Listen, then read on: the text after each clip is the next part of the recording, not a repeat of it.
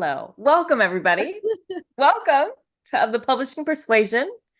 I am Angela Montoya, author of Sinner's Isle and A Cruel Thirst, Sinner's Oil and A Cruel Thirst. And I am here with the author of Severed Cape, I love Melanie how in Schubert. our circle, it's just my book. Because nobody knows the other authors in the well, except for Katya and Claire, of course. But yeah. For right, we're just gonna go with that's Melanie's book it's back so there. embarrassing. The other day, I was just like, I literally said to Phil, I was like, "Oh, can you hand me Severed?" Like, I called it Severed Cape, the book, because I was just like thinking it's my book. Hey, own it. Own it. It is. It should be called Severed Cape, period. Title, stamp, done. I'm manifesting it's gonna get its own what do you call it? Graphic novel. I was so Oh, badly want to turn it yes. into a graphic novel. Yes. Especially now that I'm seeing some art come to life. Close to having Oh, a have movie. you had any updates? I have, but I didn't want to show you because I want you to be surprised. How And dare because the you? coloring, we both agreed the coloring was a bit off. So I didn't want to show you something that was going to change. Oh my gosh. So we have coloring though. We have coloring. Oh, It's so fucking cool. It's like yeah. if I saw that, I'd be like, you know, when you see something and you feel like physical pain because it's so good. You know what I Like a mean? And you're stab to like, the heart. wow, I wish I was involved in that project. Sometimes Yeah, I have yeah. like FOMO of like being involved in an artistic project that I would never be, or like something like when you watch like, oh my gosh, like just watching Priscilla, Queen of the Desert for the first time, and you just like Oh, have this yeah. like physical pain because it's so good, and you're like, I wish I was involved in this, but I'll just live as a viewer right now. I'll just celebrate the art. I'll try not to be jealous. Yeah, Yeah, but you have the art. I You have. are Well, the queen to be jealous of. yeah. But I think like when it comes to commissioning Mm. art and stuff like that, like some people might think, oh, well, it's whatever. It's just one project, or maybe it doesn't deserve to have this, or whatever. If you can afford it and it makes you happy, I can't do afford it, but it made me happy enough to do it anyway. I think it. I told Katya the other day how much I paid for it, and she was visibly rattled. God love it.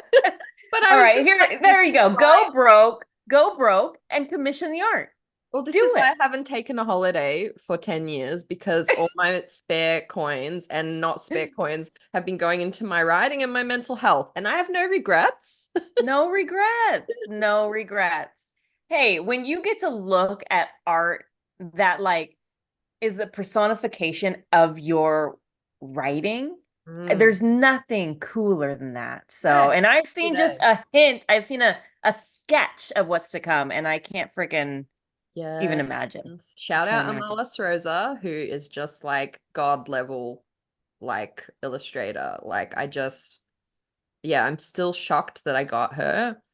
And I'm so grateful that Jenna Zantian is like religiously posts about her because it's the only reason I saw her. So it's just like iconic, you know? It's iconic. And I look at it and I'm like, wow. And then I'm like, oh, this is based on the story you wrote. And then that's just kind of like a whole, but it's like you said, I definitely denied, like, about how much should I celebrate about this anthology? And then I've Right. given into it fully because, yeah, I've been hustling for years and I'm gonna, and I'm a big believer that make the party and they'll come.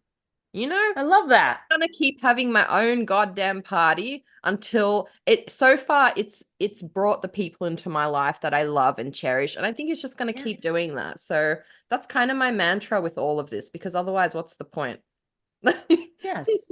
Exactly. Exactly. 100 freaking percent. Yeah. Yes. Like Yes. I went to Paula Gleason's launch last Yeah. week, and And like you see those photos on my Instagram, and if you're just following me now, you'd be like, wow, she's got the best friends in Melbourne. Wow, like look at this book.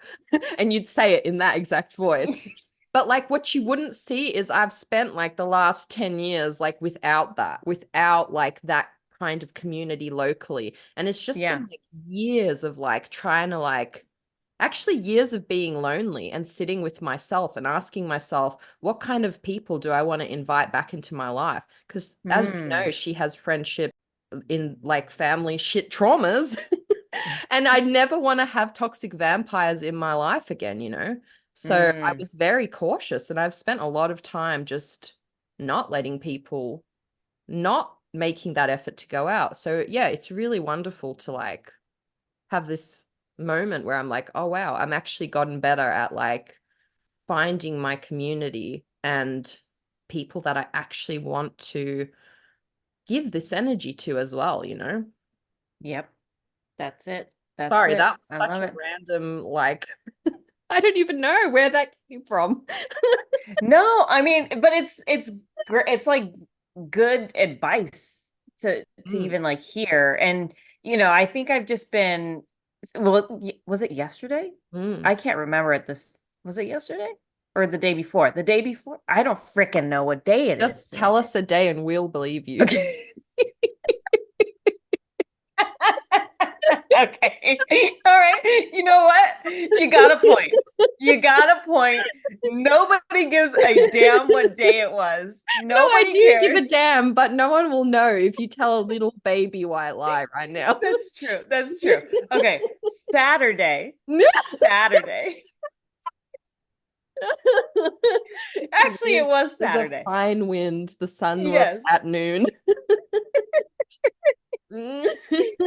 Mm. Saturday.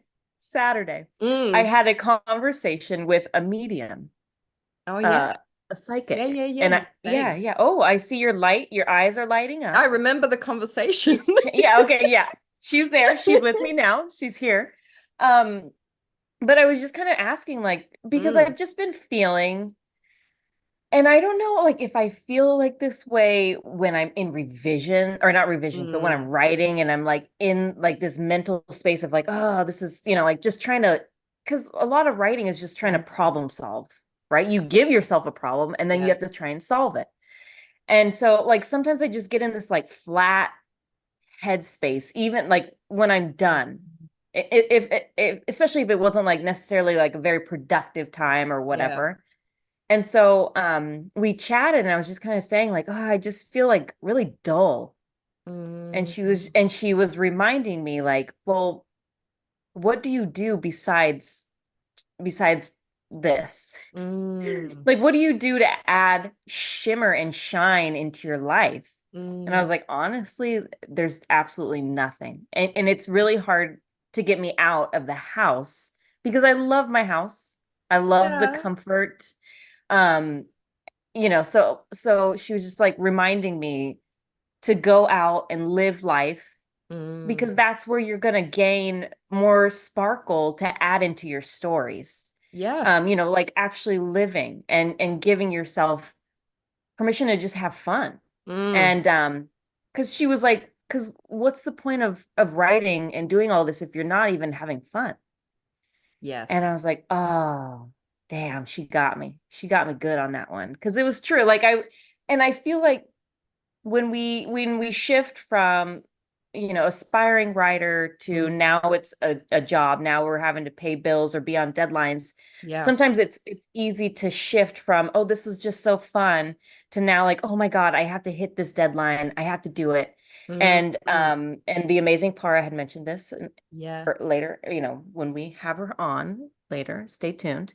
Mm. um but so you switch from like this is so magical and amazing to like, oh shit, I have to meet this mark. Yeah, it's work. And it's work, it becomes work.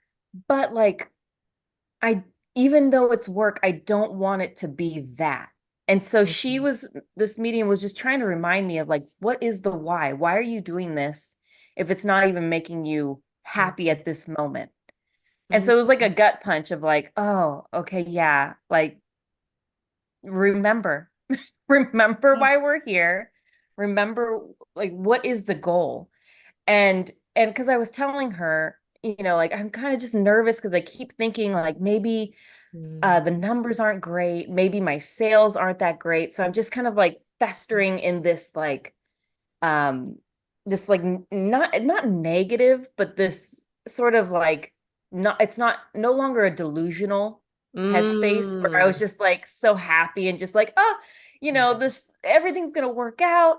And so I switched suddenly once I think Sinner's Isle came out to like, oh no, like sales aren't gonna be or aren't as good as I want them to be. So I was just like in this headspace of like trying to, I didn't want to check the numbers, but like mm. focusing on the numbers, even though I don't check the numbers, but just in my head. And she was like reminding me what you think and what you're festering on is what you're gonna bring into your Mm. life. And Fact. I was like, oh shit, she got me again. Because my headspace was, oh, dang it. Maybe I didn't write that great of a book. Maybe I should have worked harder, Oh my instead gosh. of like, instead of being right, right. I don't know why my brain goes there. But so instead of Yeah. being in that like delusional, happy headspace of like, Mm. oh, whatever happens, like I'm just gonna enjoy this Yeah. time. I was bringing in even more sourness through my own thoughts. So it was a happy little reminder on Mm. Saturday. It was Saturday. Yes. To get out, to live, to add some sparkle to my life, even if it's simple stuff, like Yes. just going out into my pool Yeah. and hanging out with the kids. It's like That's get out it. of this like stuck headspace of like, no, I have to keep working. I have to keep working. Mm-hmm. And again, she called my ass out because she said, you don't have to be on social media. People aren't going to forget you if you're not Mm. there. And I was like, damn.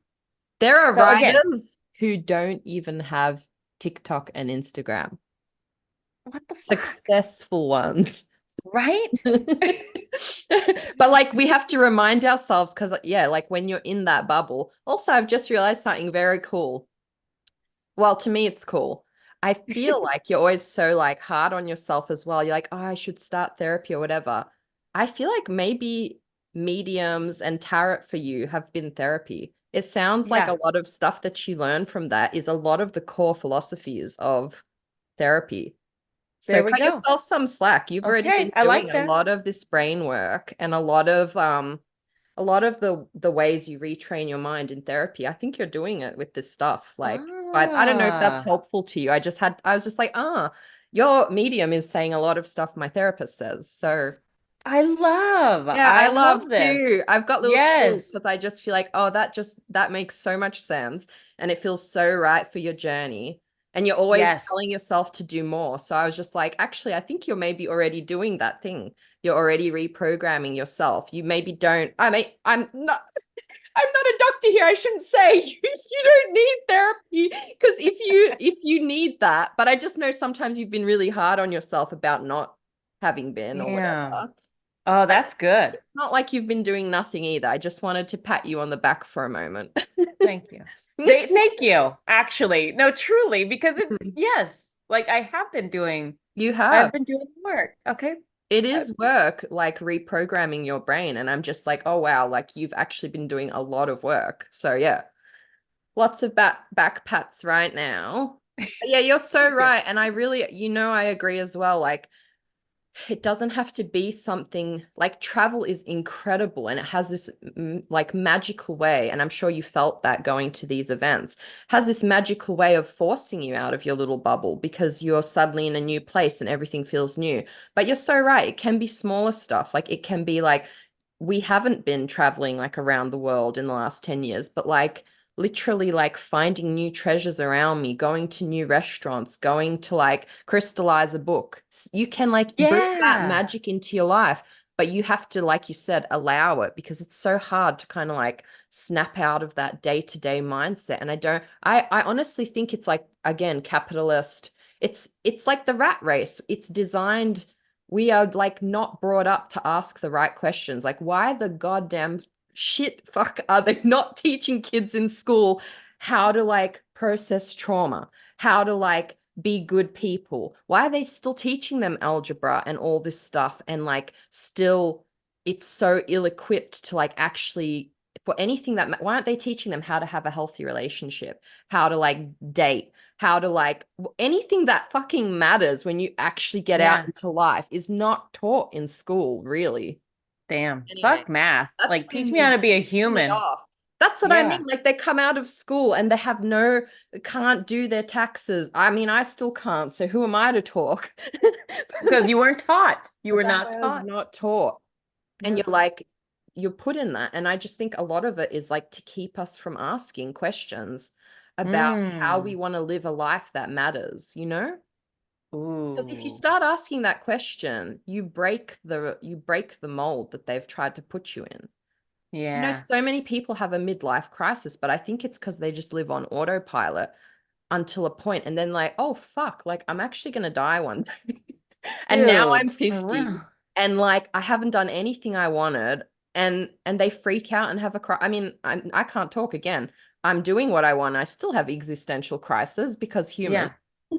But yeah, like I don't know. We get, I go on a tangent. I took a side quest. I'm sorry. What were we saying? She took a side quest. Such a major side quest. I can't remember the original topic. Oh, I was celebrating your all the mental work you've been doing Oh, thank you. and like Yes. Side quest. yeah, Yes. yeah. Oh, yeah. But I'm Hey, so glad that here you for had it. that experience. And how do you think you're going to implement it in your Oh, I'm going to throw that hard I question. don't know. Um, Have you written a list? was I supposed to write a list? I don't know. I thought it might help you to have it on paper to hold yourself Ah, accountable. But then again, that's a I good. also read a quote recently that was like, you can't like, if healing looks violent, it's probably coming from a Oh, place of trauma. Healing should be gentle. And again, it's something that I'm like trying to remind myself every day because sometimes I'm like, rah, I'm going to conquer this trauma. I'm going to do this thing. Go on, Melanie, like face your fears. And I realized recently, like, oh, like, no, I need to be more gentle with myself. Oh, you're having a bad day. Okay, hen, let's try tomorrow. You know, like, just chill. yeah. But I'm trying to talk to myself differently instead of being like, rah, put on your armor for battle, anxiety warrior mode. I'm like trying to be like, yeah, yeah, an anxiety attack is fucking shit. Maybe you just need the day off. Like, just be more gentle with myself. I I don't know. love that. I love that. I think the entire world could stand to be more gentle to That's it, themselves. eh? That's it, eh? Yeah, I Human, love that. we're so like fragile as humans. I'm full of quotes today, but there's been a few that are sticking in my mind. And the other one was like, don't wait to give people their flowers. Give them their Hmm. flowers while they're here. As in, sorry, Goose, shut up. As in, like, No flowers for Goose. no flowers for you. As in, like, say the thing. Don't wait to tell your friend that you think Yeah. funny and beautiful and talented. And don't wait to tell your partner that you love them and you think the world of them. Like, tell people these things now while you have them, while it matters. But we're so resistant to it. I don't know We why. are. Maybe I we don't feel know like it why. shows weakness or something. It's also maybe human. And to show Yeah. weakness makes you vulnerable, and that's scary. But you Yeah. can't really experience anything real in life without doing it, as fucking terrifying as it is. Damn. Damn. Melanie's coming with the side quests with the heat. No, it made me giggle a little because today I was Yeah. outside and I was like changing waters, walking around. So, we have property, so there's animals, wild animals. Yeah. And I started thinking like, so we have mountain lions. They're basically like I lions. didn't know that. Yeah, we do. We do. Mountain And so, lions. yeah, What? they're like smaller lions. They're like a little more streamlined. Could you win in a fight? Hell, no, No. never. Yeah, No. they're Shit. huge, Oh, huge shit. animals. Yeah. Um, and so they're around in my area, but you don't, it's very rare for Mm. like an attack, but it does happen. Oh And my so God. yeah, I know. This is terrible. But I was out there like changing waters and I was thinking like if a mountain lion came right now, if it came and it got me, and I started having this entire Mm. like storyline in my brain I thought, okay, if I got away from the mountain lion, but he wounded me Yeah. like very, very bad, like he pulled out a leg. Okay. And I'm sitting in my yard thinking this, if a mountain lion pulled off my leg and somehow I was able to get to my phone and I called 911 and I'm bleeding out and I had this whole Yeah. like this conversation like in my head with the operator. Like tell my loved ones how special they are, tell them how much I Yeah. love them. And I was like having this whole moment of like, wow, I'm so brave. Like I would be so brave. I'd be so, dude, I think this shit all the time, and I'm like, I die with a smile on my face, telling people to live courageously while Yeah. trembling with fear on the inside. That was the whole conversation I had with this imaginary emergency operator. I was like, tell my kids, that they're so great and I'm proud of them. Tell my partner I love them. Like I was having this whole thing and like I pictured like people gathering around the operator's phone, like, wow, this What woman's a dying with rousing dignity. speech. So brave on her deathbed, but it is. Yeah. So like you were saying, like give people flowers before you go. Like if Mhm. that mountain lion came, like I would want them to know. They I were think so the quote was saying, give it to them before you're bleeding out on the savannah. What if the motherfucker beat your head off, you know? that's true. That's Don't it. So wait you for got to the do it. mountain Yeah, lion. you got to do it before that happens. You've That's got to do it right. before because I guarantee you, I'm not getting away from a mountain lion. Mhm. I I would don't try. put I it would past try. you. You've got your witchy fingernails. Those I double-edged would. weapons. I would dig those in. I would do whatever I had I to do. often think about this shit, like if I got attacked by one. As you do, it must be like ancient human trauma from actually having to run from things. I'm convinced. Oh, I've been reading about that, how like generational trauma, like some people believe it's actually in us, like as bad yeah. energy that you have to get rid of, you know? And it I fucking I hear I tracks. hear it. Yeah, it tracks. Like I was thinking, I think my like one of my grandmas, she literally ran from like bombs being dropped on Croatia. And I was thinking like, well, that would like travel down the line as anxiety. Yes, 100%. I honestly I feel that way because it like Yeah, it echoes it through the I think it bloodlines and does. Or even just like watching, I'm like thinking about horror themes. I've been thinking, what is it that makes something horrific? I think it's like the fear we mimic from each other. You know, like you can see something and you'll see a kid does it. The moment the kid looks to the parent, is the parent afraid? If the parent's afraid, suddenly the kid's afraid too. But if the parent's like, no, this is actually fun. It's a haunted house. It's not a real this. But yeah. whereas like for me, like growing up religious and you had like some of this stuff and the adults believe it.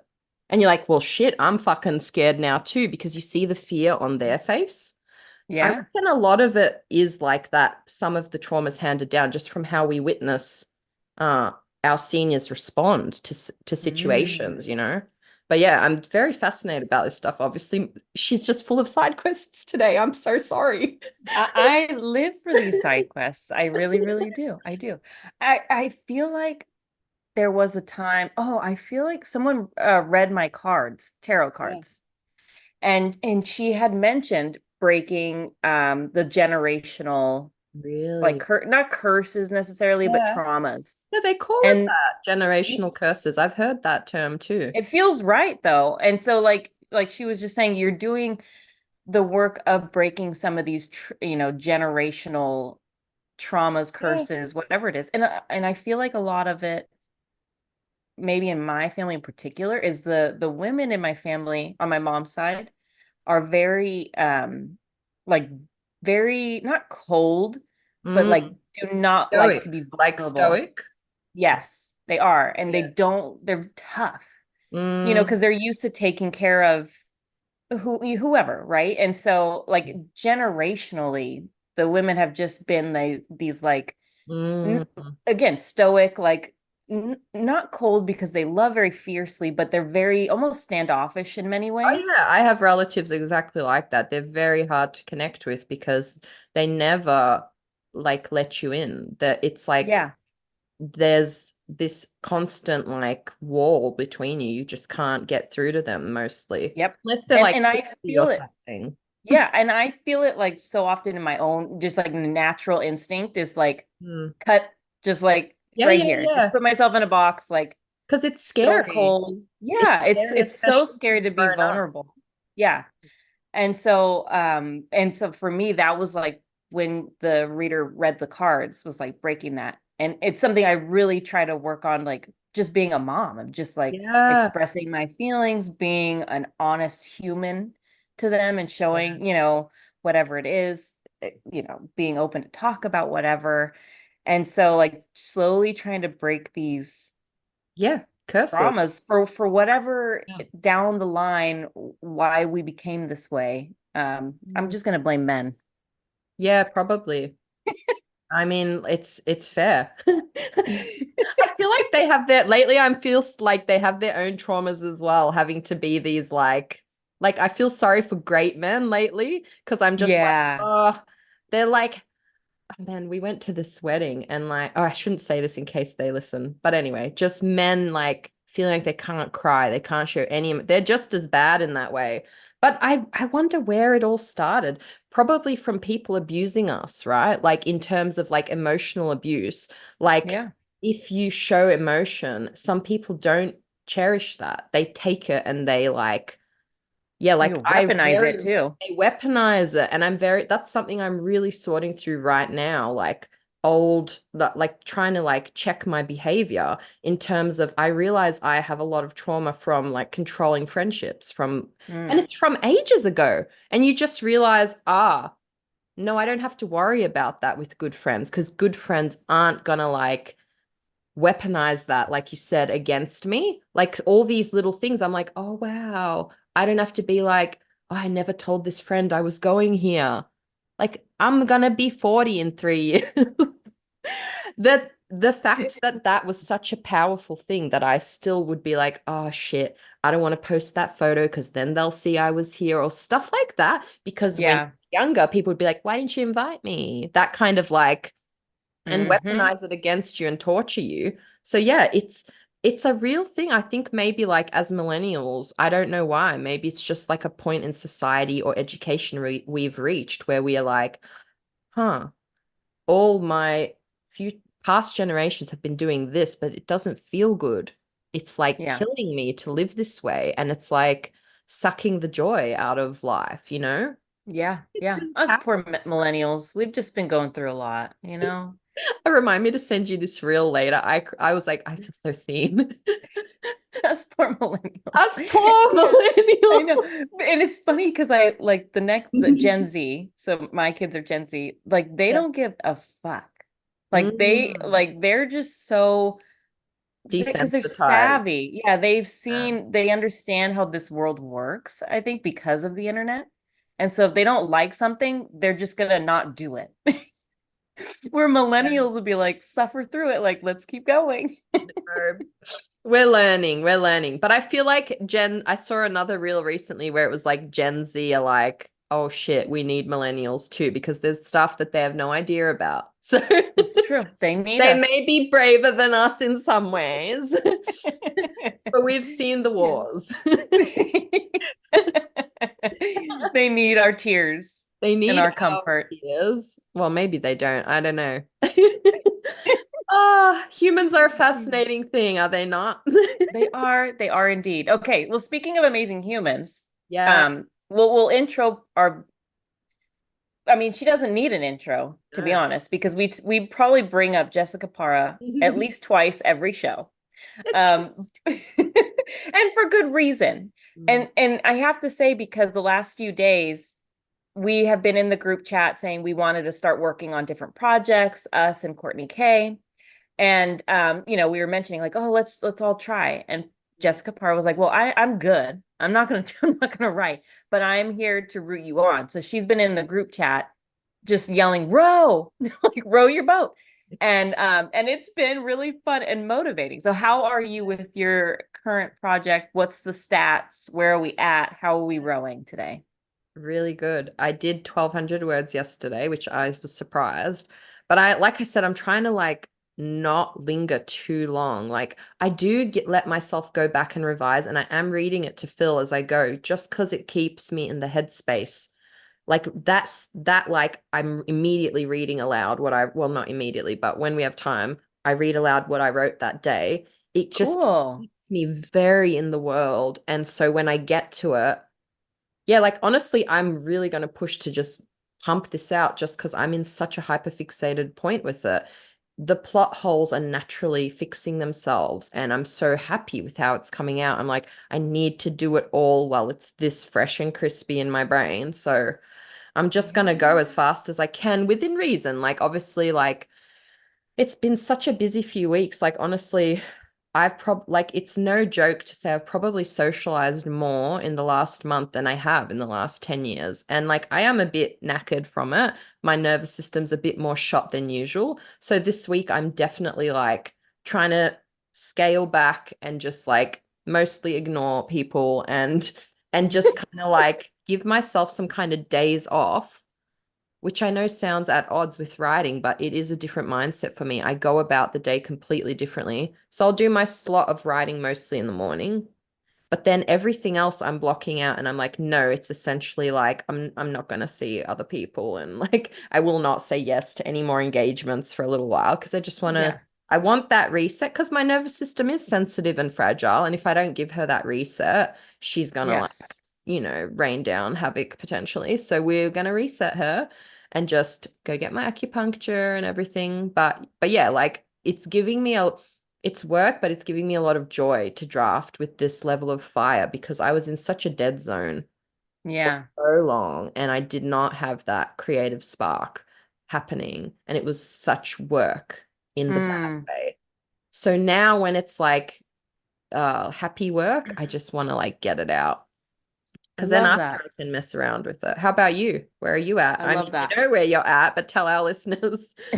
Well, Mentally, no. I yes. I think I think today was like a little bit slower because I was like, oh, Mm. do I want to like I was thinking of plot stuff in my brain while I was writing. So I was kind of Ah, like it was coming in spurts because I was like, oh, yeah. do I want to do this or not? Um, and so I think right now I'm at like 63,000 words. So in my plot outline, in my chapter outline, I have Mm. like 10 more chapters to go. Um, so that's where I'm at. Yeah. And like I keep just telling myself, like, just keep going, let's get to the end because then I want to go back, obviously. And I want to have fun with it. I've been listening to Masterclass, which is, like a Oh, yeah. on yeah, Masterclass, I'm Yeah, yeah, sure. yeah. Which Yeah. one? Been around forever. Who am I I listen to all the writer ones. Who am I listening to? And maybe I should know who this is, but I don't know. Oh, I just turned it on. That's me all the time with pretty much every writer other than people we've had on the show. Yeah, yeah. Her name's Joyce Carol Oates.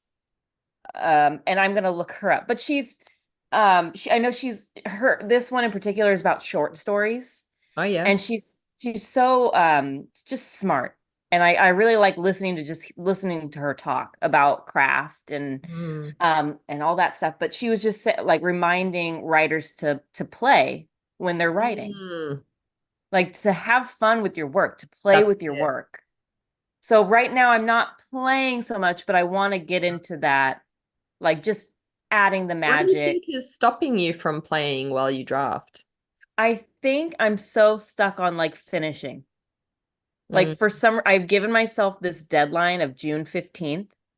And so like I'm like, just keep going, just keep going. And so I haven't been playing, but there Mm. is no reason for that There's no deadline. reason. But even Yeah. with the deadline, what do you think about the deadline is making you not have fun with it? Hmm. Because I'm I don't fast know. drafting, but I'm doing it because I cannot tell you how much fun I'm having with this. Like it's giving me an like I don't know if sadistic is the right word. It's probably not. It's giving me like a wild amount of glee as I'm drafting. And I I want that love for it. you. What do you Yeah, could do to bring the deranged glee? Go crystallize a copy of Sinner's Isle. You know how like freaking cool I that is felt so doing cool. that? I feel No, that mad. crystallized is so cool. Yeah, you need to do something like that that makes you feel a bit wild Yes. and I'm not gonna lie, I felt a bit crazy doing it as well. I was like, this is so mad scientist. I Ubered. Do you have Uber there as well? Yeah. Yeah, yeah. I Ubered delivered like 6 flasks of borax to my door so I could mix up this witch's brew of borax that I had never done in my life. I had no idea if it was actually going to work. And I just did this in my bath, crystallized this book, and I felt a little mad doing it. I was like, if you like, again, if you listen to like outside voices, you're like, what am I doing? Like, why am I doing this? But once you can like block that out and be like, this is the most fun I've had in ages. Who cares what anyone else thinks? Yes. Ironically, it's like already like the reel that is showing up in more people's feeds because I'm having my just deranged fun and posting about it. Like Yes. what could you do like that that would give you I something don't know. strange, I need but to make a list because that is what the medium told me. I need yeah. to add some razzle dazzle, Do you have something spare fun. copies of Sinner's Isle? Maybe you need to crystallize a book. It's really easy. I might have to I try. feel like you need to. I might have to. Okay, well, speaking of sparkle and razzle and magic, we have the magic princess queen momager extraordinaire Jessica Parra on the show today. We've been looking forward to this for forever. I mean, we're always just Probably since happy the to have. last time we had her on. Yeah. Yeah, when I dressed up and you didn't. But we won't get into that. We won't get into that. The grudge holder. Yeah. Would you like me to read Yeah, if Para's you've got it there. bio? I do. Excellent. Not that anybody needs the introduction. As Mm. I've said before, we mention Para's name Oh good my God, what 20,000 does the C times. stand for? Let's see. Jessica C. Parra. That's new. Oh, cunt. You can cut that. I'm leaving it. I'm leaving it. Because she has charisma, uniqueness, No, nerve, she'll and love it. talent. You don't have to Um, explain it to me. I got it. as a lawyer and daughter of Guatemalan and Cuban bakers, Jessica Ciant Para never objects to an extra slice of cake. She's a Los Angeles native who loves to write about Latinas with big hair and even bigger dreams, complicated families, cats living their best lives, all 9 of them, and the healing magic of acceptance. When she isn't drafting books, you can find her sipping kombucha, cuddling with her kitties, or Did I say? Oh, shut up, Melody. Shut Oh up. my gosh, I laughed so hard I farted. Well, how do you say it? Kombucha. Oh, shut up. It's the same thing. Whatever. Kombucha? Nobody says kombucha. Do they? Or is that the original pronunciation? And I'm like, No. No, oh. I do not say it on a daily basis. Okay. I'm not an expert. When she isn't drafting, you can find her sipping kombucha, cuddling with her kitties, or co-piloting the Millennium Falcon at Disneyland's Galaxy Edge. You can visit Jessica at jessicaparra.com. I can't with you. This is the most chaotic, glorious intro of our lives. I meant to ask you, have you seen that new Brooke Shields movie? Yes. Yes, I have. It's terrible. I loved it. So bad. I had to vent about how bad it was. So And I just bad. think everybody should watch it because when you Yeah. watch it, you'll be like, you know what? Whoever wrote this, if they can make it as a writer, I can fucking make it too because this shit is on Netflix and it is like it does everything wrong that you could do wrong. We were pissing ourselves because I was like, are they not going to explain that at all? We're just here now. We're here now. It's so bad. It's so bad. And I loved it. Okay. She's here. Do you want to sing to Okay. her a Disney song what's the best one? How about Be a What's like, Man? We must be swift as a car sing. Yeah. Do you know that one? sure. I I can lip sing it as you sing it. Okay. Yeah, she'll love it. Are you gonna sing it with Just, me? yeah, go start singing your song. Be a man, we must Man, be swift as a coursing river, be a man, with all the force of a great typhoon, be a man. with all the strength of a raging fire. It's working! Yay! Oh my God, your Disney shirt! I should have worn mine. See, I had the blazer on, and then this little like snafu. I was like, I'm sweating now. Screw it. The blazer needed to come off. So, but it's here in spirit. So I'm mommagering. Yes. But it's too hot right now. So I was like, I'm sweating already. No, I can't. But you're giving Mommager realness, and I'm living for it. I don't know if you heard us singing to you as you arrived. I did, and it was so glorious. It was like, well, the first time it was like that Disney theme, and so I was like here for it, and now I was like, why can't I join? But I made it. Yeah. So you could hear us. You could hear us. Oh, how funny. Yes, I could hear you, everything, and it just for whatever reason wouldn't let me do it. And it's done that like the last couple times, and it's really annoying. That's very annoying. But But you're here now, and that's all that matters. I'm here. I'm okay. I am so excited to see you, and I feel like do we have to like write books more often? Do we see each other on Zooms, or like can we actually like just talk? We talk all the time anyway, every single day. But seeing you guys is a special treat. Yeah, you know what? That's true. I don't know why we just like don't just Zoom just to hang out. That's a good point. I know, because it's like even before this, like I was like, row, bitches, row. So we were already talking, you know? Yeah. We should blur the lines a little bit more and see each other's faces. That's for sure. I love that idea. Yes. We need to. Some cats might pop in here in a little bit. So they better. I'll cry if they don't. Oh, I know. Claudia's in here right now. Stop! I'm gonna cry if Claudia comes on screen. Claudia. What an angel. I know. She's so beautiful. I love her. She's a little princess. The boys, they're both sleeping upstairs, but Lestat, if he wakes up and he hears that we're having fun without him, he like could full on open doors now. So he might make a cameo later. Oh my gosh. I love that. Of course your cat can open doors. Yes. And it's like when I lock them, he will full on like body slam into the doors also to open it with like brute strength. So oh my he's God. wild. Amazing. Was smart. You know, it's just what kitties do. Genius kitties. Is that your office back there? It looks really, really pretty. It is. Yeah. It is. So let me see if I could yeah, it's like a bunch of stuff right now, but this is like the bookshelf. So it goes like all the way. And I am obsessed. Yeah. This is where the magic happens. Heck yeah, it does. Okay, hold on. I have to ask because are those staircases that you have taken pictures? Is that your house? Are those your stairs? Yes. So you are living in like a Disney fairy tale with the stairs. Yeah, and I'm one day I'm gonna have to do like a full on tour because right now, like I can't show you since I'm hooked up with the computer, but like the pool has dinosaurs. I don't think I've ever posted that. So I have like I think it's like a maybe 15, 16 foot tall velociraptor over one of the waterfalls, and then like a baby brontosaurus. There's actually some like mosaics, like really cheesy ones with like mermaids.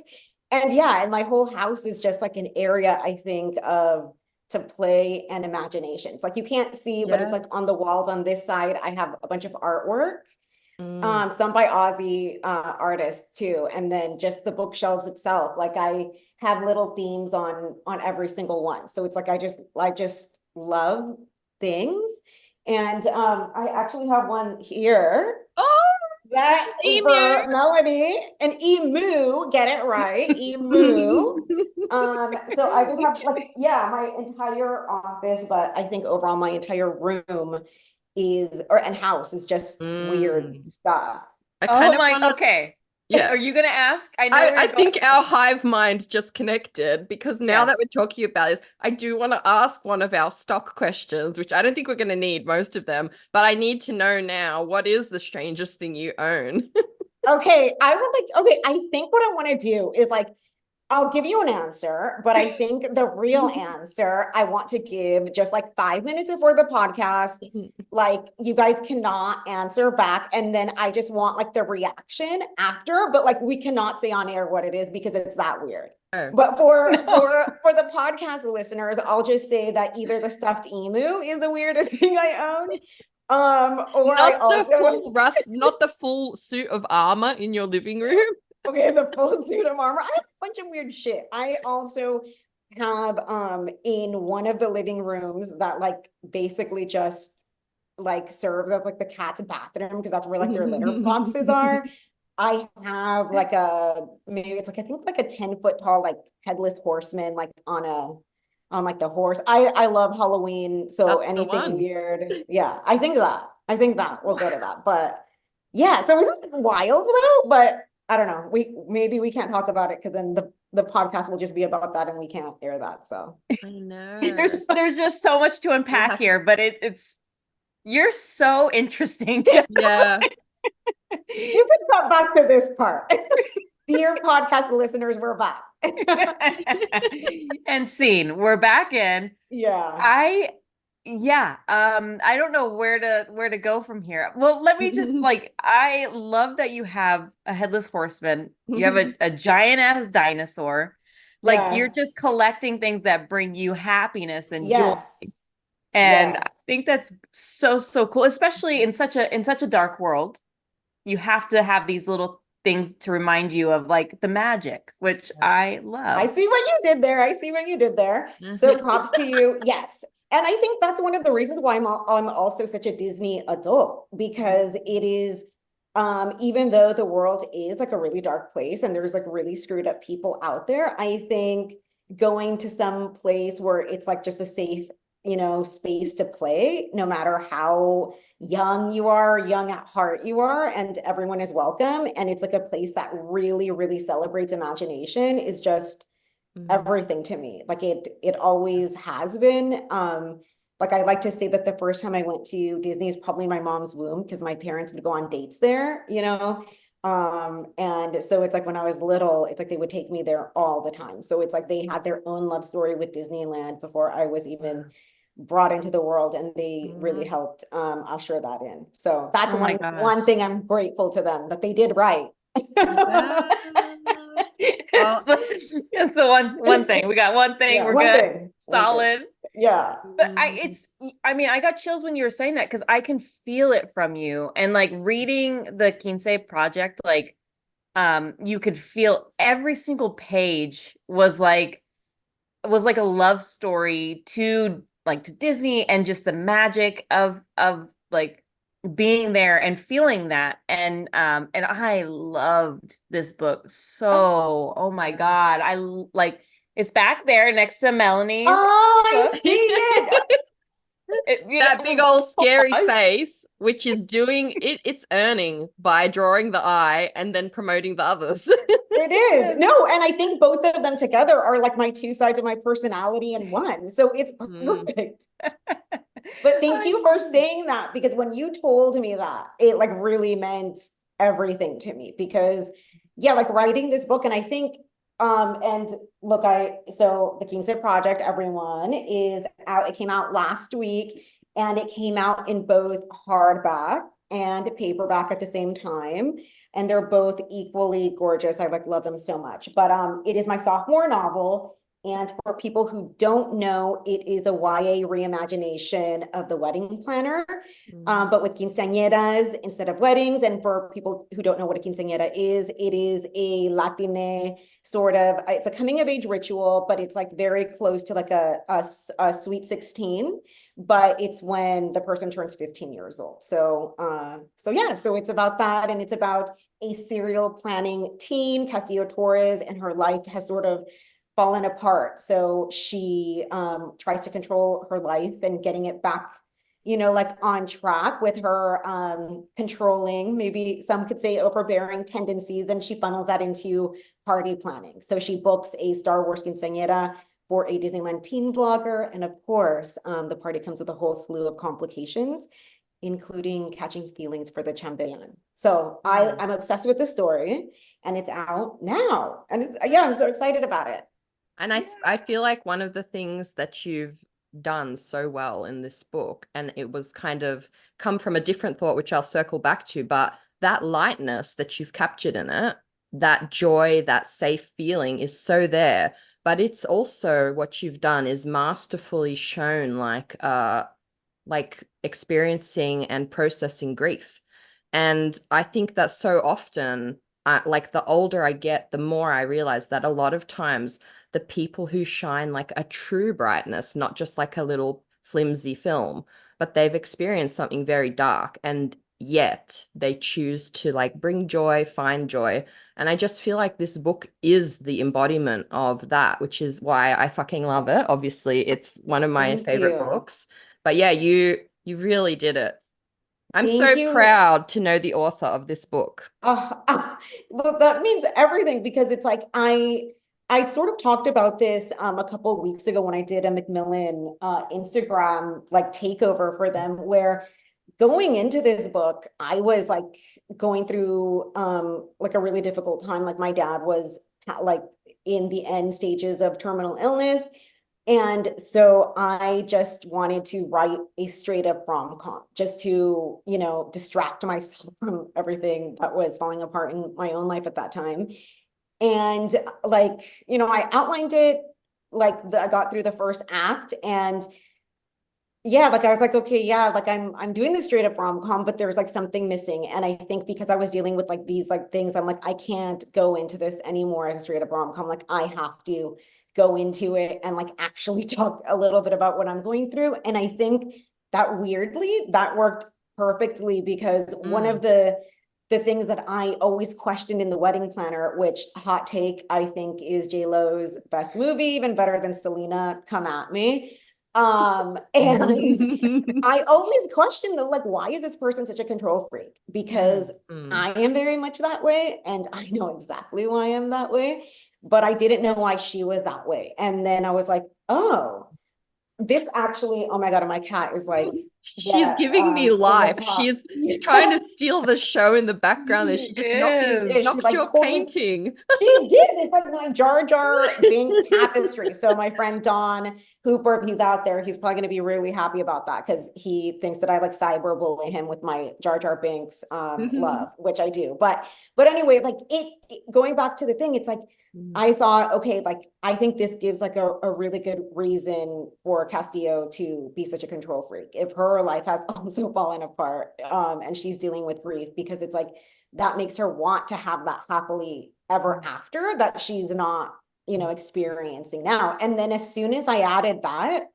the entire story came together. And so I think it like in a way even highlighted the lightness, you know, by doing that. And then also I was proud of myself too, because I was even talking about it with my sister this weekend, where it's like, I'm a horror stan. And one of the reasons I love horror so much, it's because it's such a great vehicle to, you know, like analyze and talk about darker things, grief. Like if you look at like some of the best horror movies in the last 3 years, they've been like exploring grief. But I was like, I've never seen that done in a rom-com. So it's like, I gave myself that challenge of like, can I do these things that horror does so well, but like also make like butt jokes and have people falling in love and have it take place at Disneyland and have it be like this like bright pink cover. You know what I mean? Yeah. And it happens.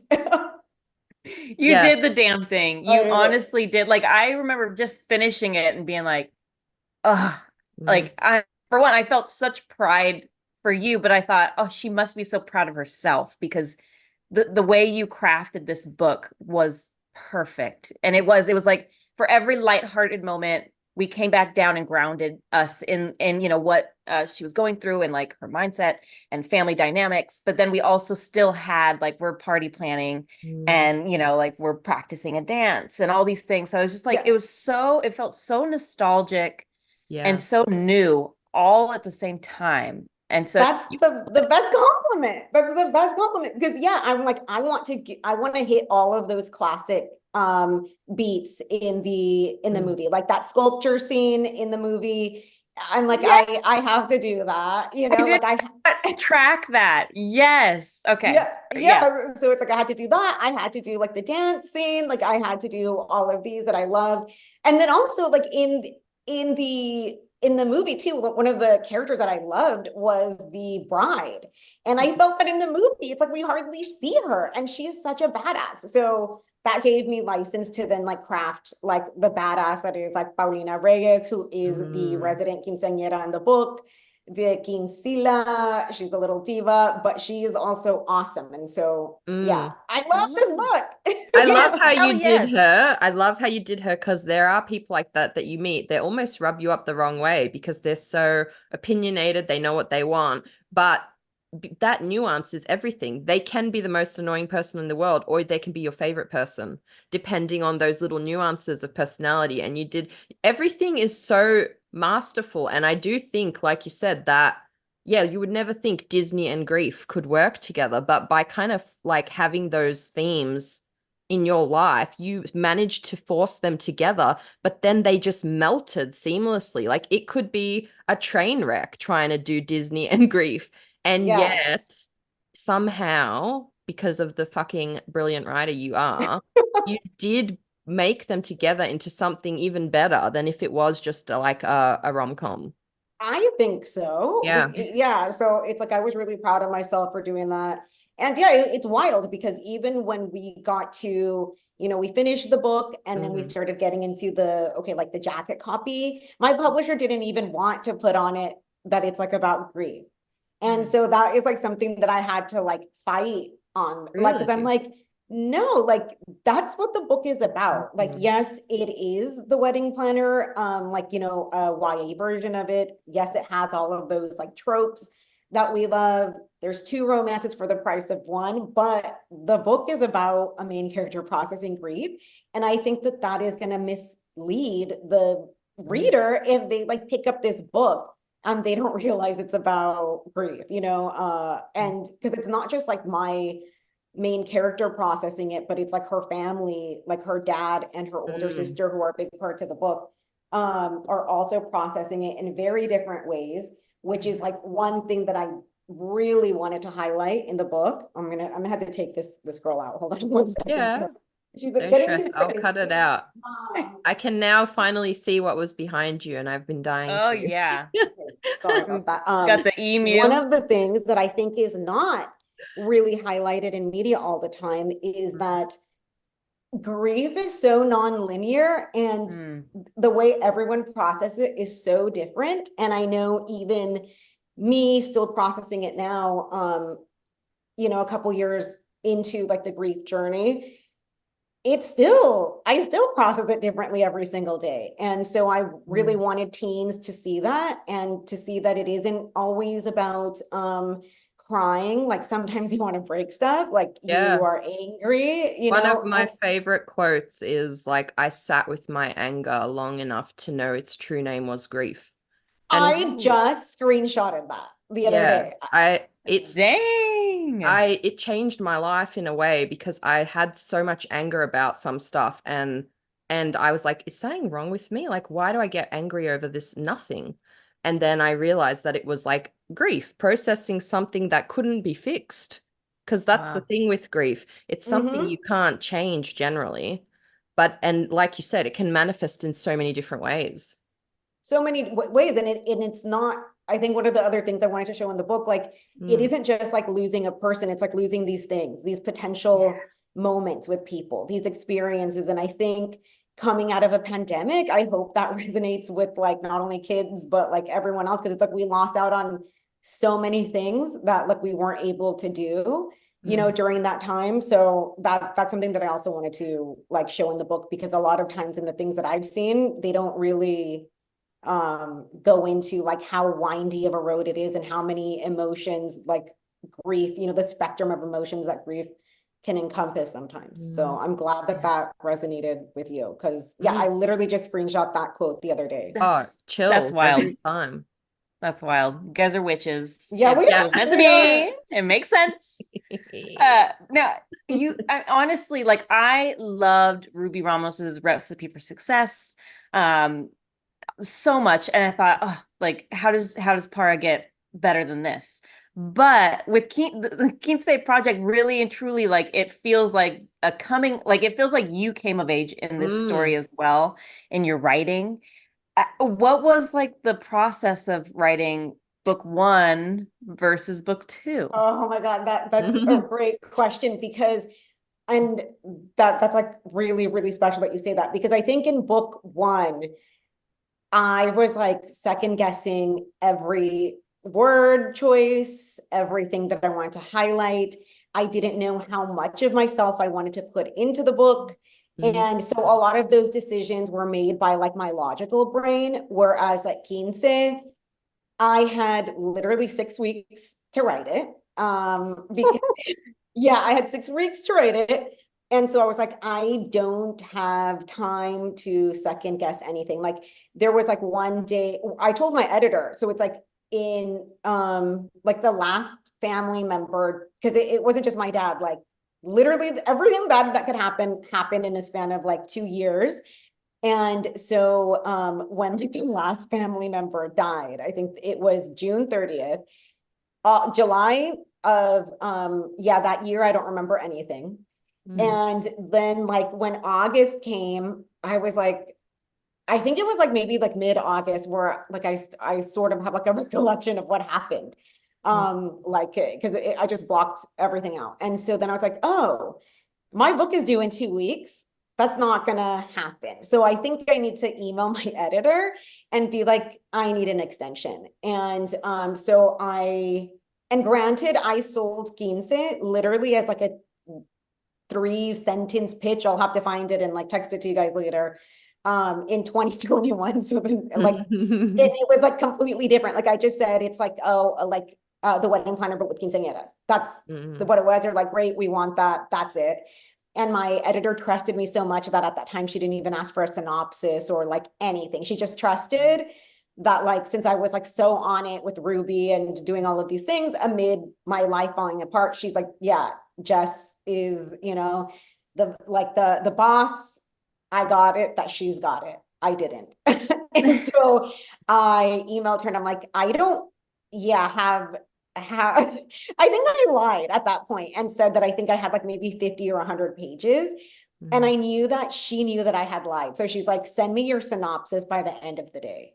And I was like, I don't have that. So I sat at my desk and in a fugue state, like I think 5 hours later, I sent it to her and she bought it, I guess, that like I knew what I was doing. And so the point of all of this is to say that I just wrote it. I didn't have time to second guess anything. I was just like, these characters are just going to be like parts of my personality, things that I'm dealing with now, and then go. So I think with Ruby, it was all logic. And then this was like all intuition. Okay, but my hope is that if I ever do it again, because neither like systems I think are very healthy, you know, and in how fast I had to write it that has consequences, because right now I'm like beyond burnt out.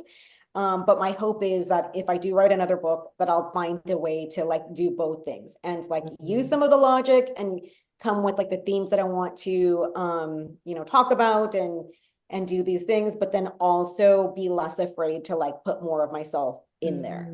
Because with this, as you guys have read it, it's like I didn't even have time to change characters' names. Angie's in there, Mel is in there, you know, like, yeah. So it's like I have, it's cool when you like when you're going into copy edits, they give you this like list of all these characters, like the characters that are in it.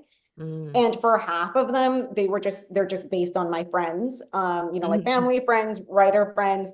And like half of them, I didn't even change names. So that's because I did not have the creativity again or the time to like change things. I think for Castillo's best friend, Kaylee, that's based on Kaylee Holford, who was another author.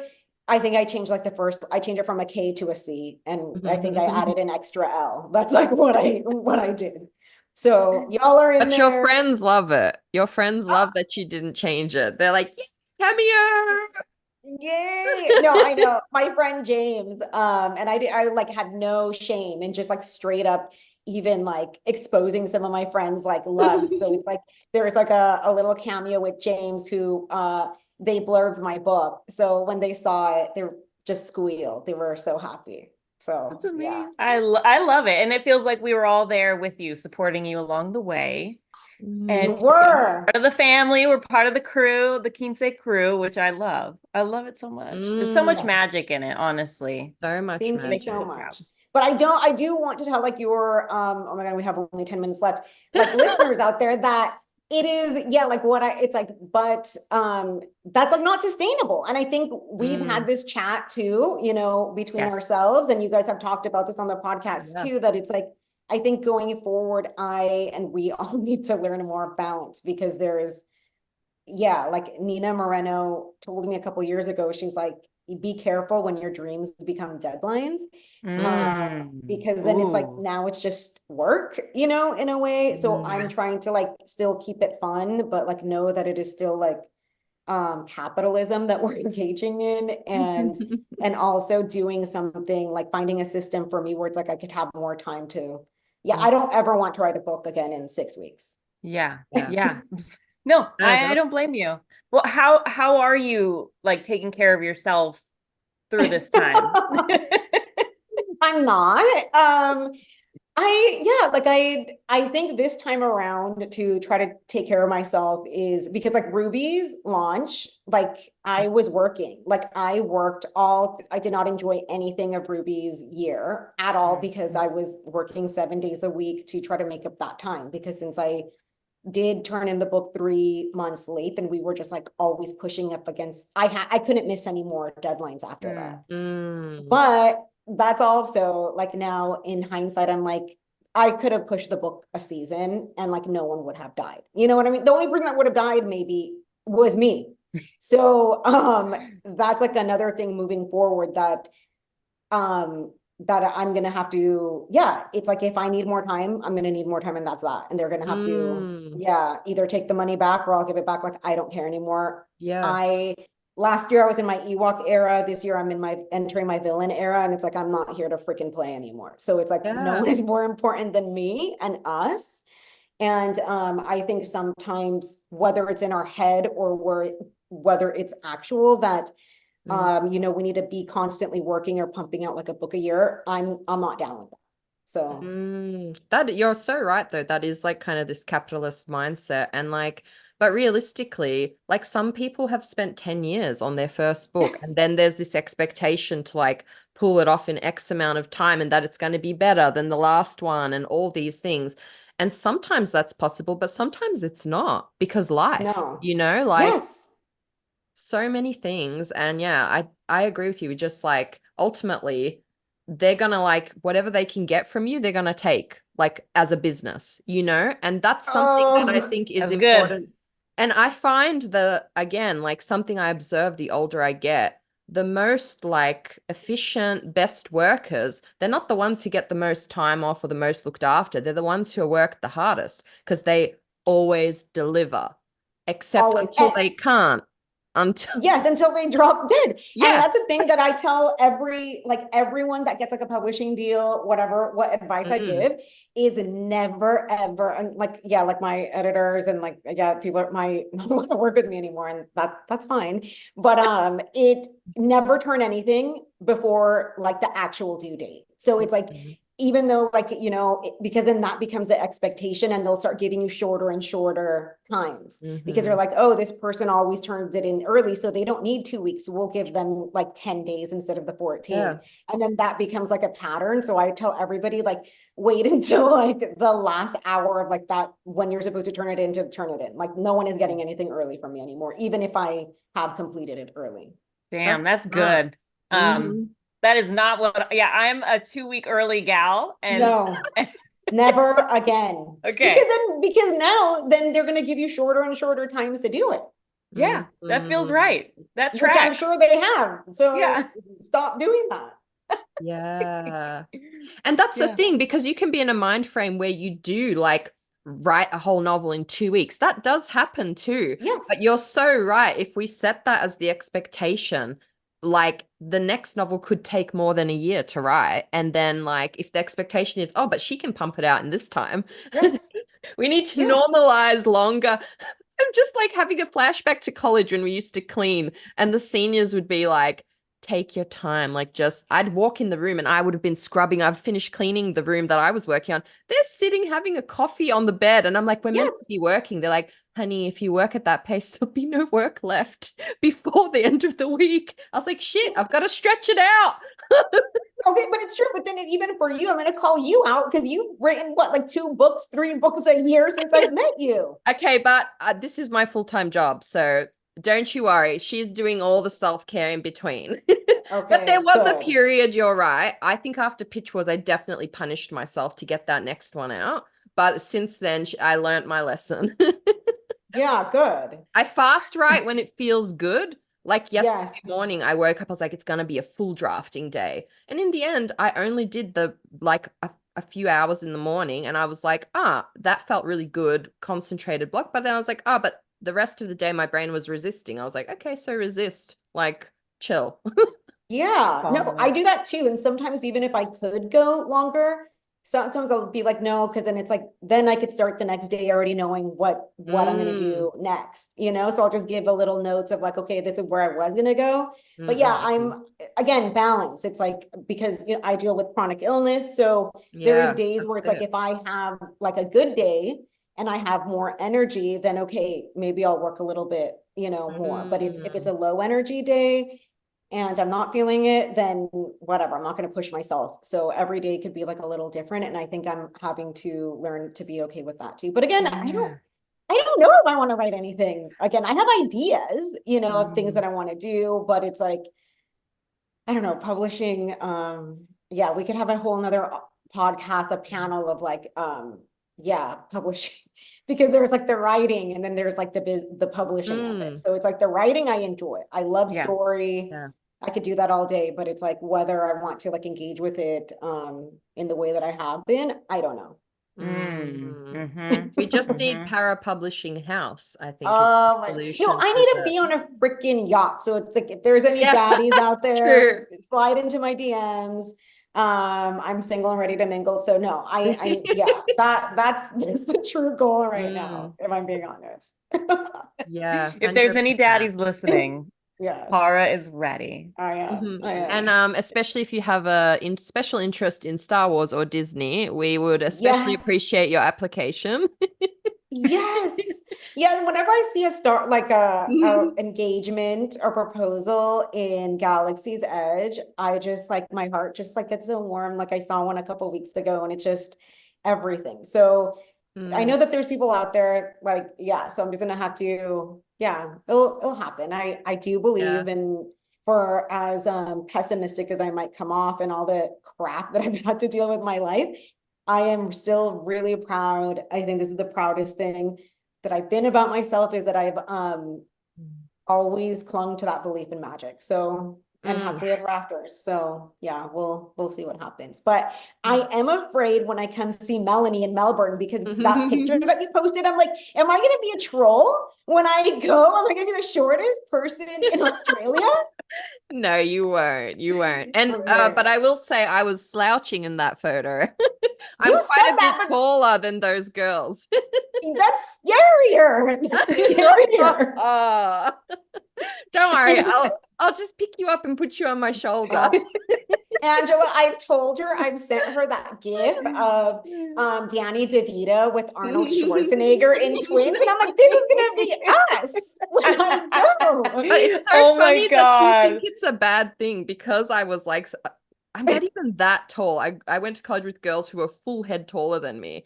But like in school, I was definitely the tallest in the class. And I literally used to feel like that was horrible because everyone around me was so short. So I would slouch to try fit in with my friends because I was like, small is beautiful, small is feminine. Like I was this tall, gangular thing, but I embraced it later. Well, no, you're gorgeous. And it's like, I don't think you understand how small I am, though. So it's like, when you see me, it's going to be, oh my God, and we have like 60 seconds left. How does this happen all the time? I know.